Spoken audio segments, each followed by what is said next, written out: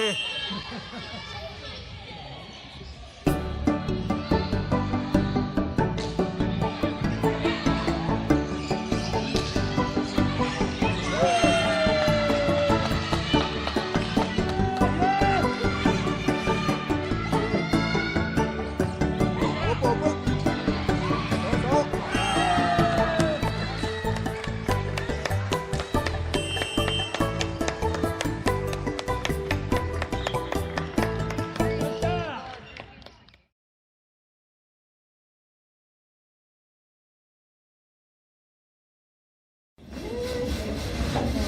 はい、今日は、キャプテンになって最初の試合でしたけど、とりあえずおめでとうございます。ありがとうございます。はい、では感想を一言お願いします。はい、勝ててとりあえずほっとしてます。みんながすごい頑張ってボールをつないで、最後スパイカーが頑張って決めてくれたので、はい、すごくみんなの笑顔もいっぱい出てて、私自身もすごい楽しかったし、はい、とてもいいバレーができたと思います。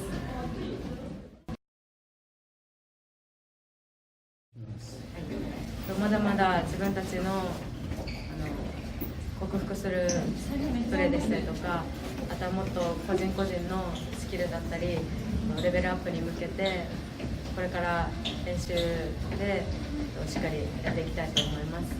自分たちはまだまだ挑戦していって上のチームとかと戦えるすごいいい機会でもあるので、最後まで諦めないという気持ちを持って全力で全員で戦いたいと思います。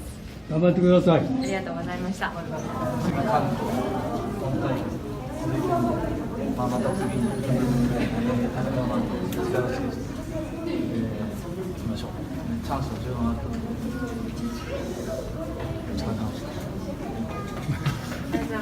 ありがとうございました。